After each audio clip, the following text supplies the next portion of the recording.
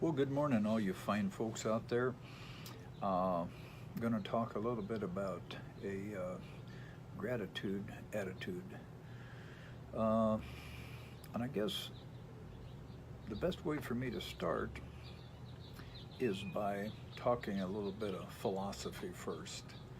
Uh, the way I've learned, the way my brain works. I always say I have a simple brain. Now, I'm not running myself down, uh, belittling my intellect at all.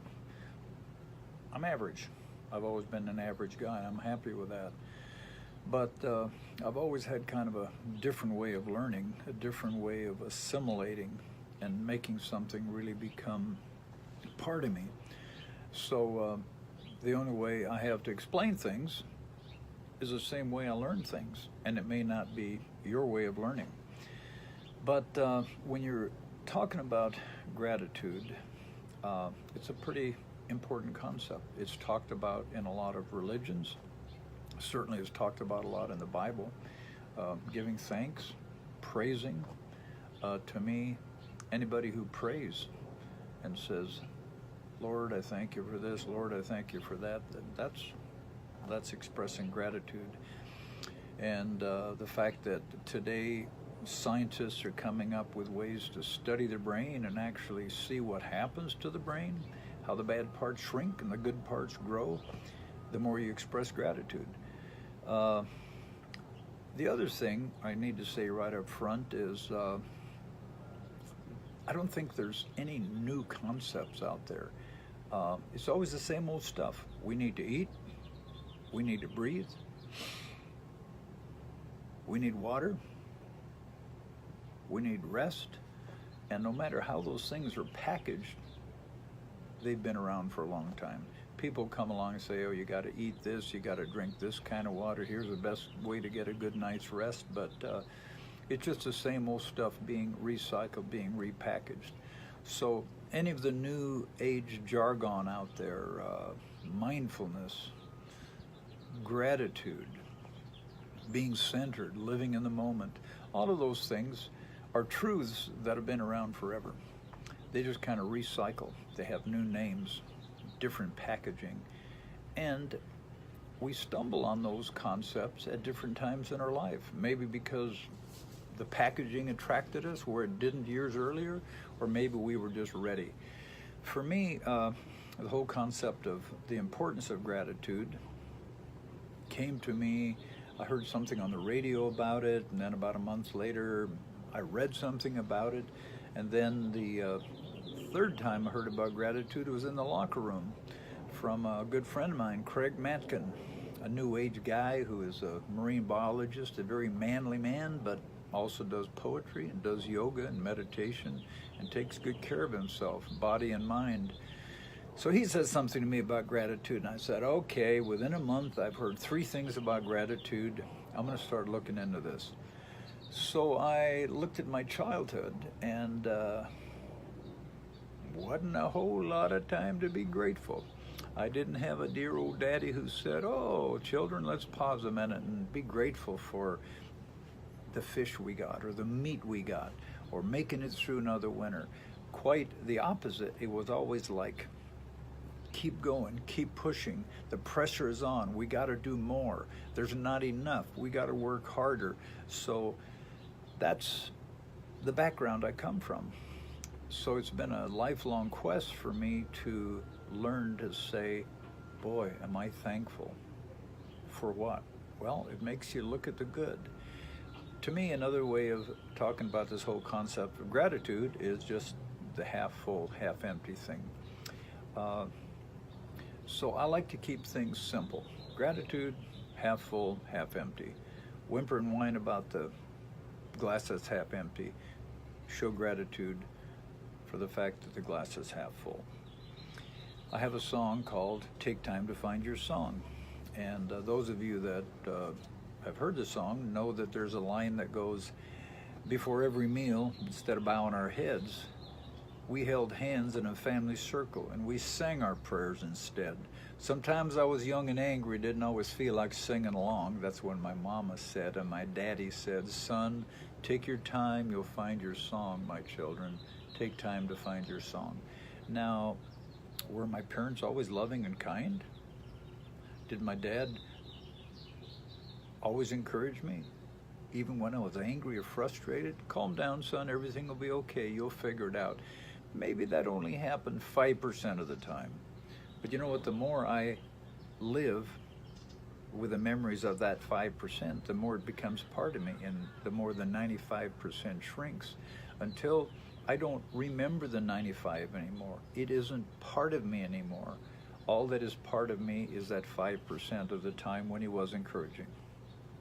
So another important thing in the way I learn is something called where the rubber meets the road. You know, it's easy to go to seminars, read self-help books, go see movies where people have got things figured out. You know, when they, on television, when they show off the latest weightlifting programs, how to build your body, it shows the before guy, then it shows the after guy, the before woman and the after woman, and suddenly they're magically great buff body, beautiful figure. It doesn't really show the struggle, and most of us are struggling. Most of us never quite get that beautiful body. When you talk in inner qualities, most gurus, most teachers, most authors, they figured it out. They have arrived. They are now experts. Well, you're never going to get that from me. You're going to get a guy that talks about where the rubber meets the road, where the struggle happens and takes place every day.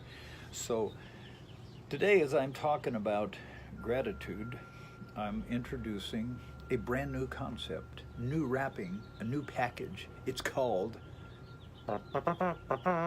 Gratitute. Well, my simple brain likes to grab onto little simple things. And Gratitute, gratitude, attitude. I like that. It sticks with me. Gratitute. Have you had yours today? Gratitute. Don't leave home without it. Gratitute. Just a little shot will do you. Has your doctor prescribed Gratitute for your depression or whatever? So Gratitute, I like that. I could see bumper stickers across America. Gratitute, Gratitute, had got a nice ring to it. So Gratitute. So I want to start a Gratitute campaign. You know, when you find something, you want to share it with others. If it helped you, if you're passionate about it, first thing you do, you run to your friends and say, man, have you tried that new burger joint downtown? Or boy, I had a drink the other day, it was delicious. You want to share something that you found that did great things for you. So Gratitute. For me, it's important to practice where the rubber meets the road. So that's what I'm going to do today. I'm going to tell you where I'm at today in my whole Gratitute practice.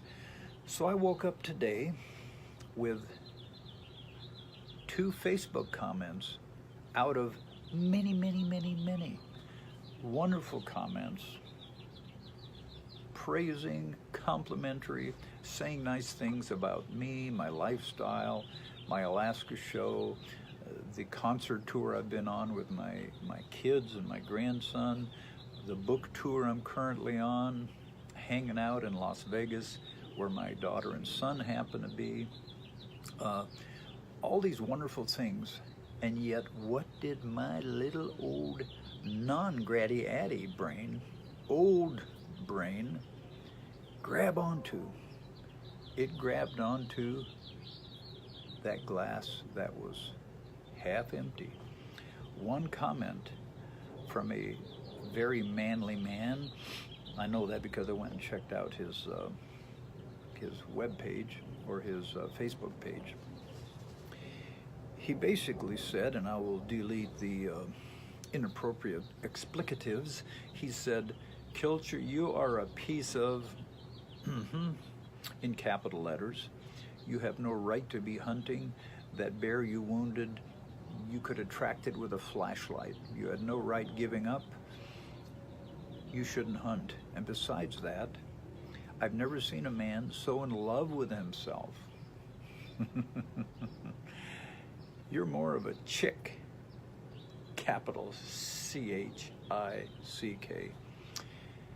So I looked at that a minute, and I would like to say that I'm so enlightened that it just rolled off my back, and I said, that guy's got a problem. He must have looked in the mirror, didn't like what he saw. Something about a wounded bear getting away, something about something I said, brought up a lot of feelings for him, and he was very angry, and he had to attack me. I'd love to say that, but I can't. I wanted to find the guy and choke him. So then I read another Facebook that said, Kilcher isn't living off the land. The only people living off the land are Otto and Charlotte, even Otsley and Jane, even Ivan and Eve, selling cookbooks, touring, selling books. So, not quite as angry, no inappropriate swear words in that message, but both of those messages were judgmental, non-flattering, somewhat attacking. And that's where my brain wanted to stay, right there. Now, that's what I call the rubber meeting the road. All the good books you read about relationships, they're beautiful. But unless you can be in a relationship and apply what that book says, it doesn't do you any good. All the talk about expressing gratitude, looking at what is half full and not half empty, looking at those 64 beautiful comments and not at those 2 negative ones, gives you something to work on, really gives you an opportunity to say, what's it all about?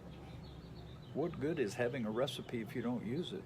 So then I sit and I go over the good messages, and I give thanks to all those fans out there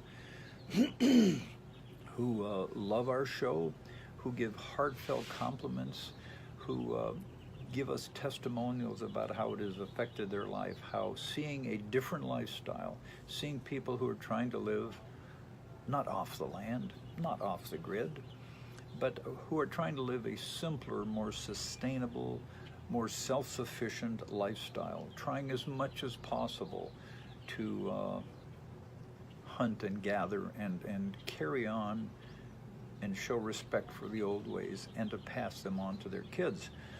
No, we're not living off the land. Very few people do that anymore. It's a matter of degree. Some buy everything out of the store, some buy 50%, 70%, some have a garden, small garden, big garden.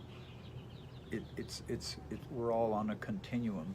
The main thing is that wherever you're living, you're trying to know where your food comes from, hunt and gather as much as possible, plant as much as possible, buy good food from those people who do grow it themselves. So that's what counts. Am I a great hunter? No. Do I try my best when an animal is wounded? You bet.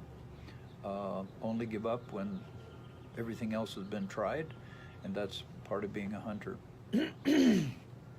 But then letting that go, and not only letting it go, blessing that woman who, in a bit of a derogatory way, says, Otts isn't living off the land, he's out trying to sell his book. What a phony, what a counterfeit.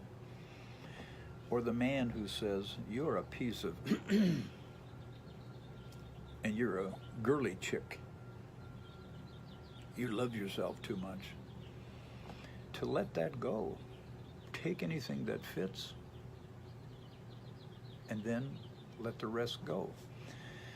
And to focus, breathe deep.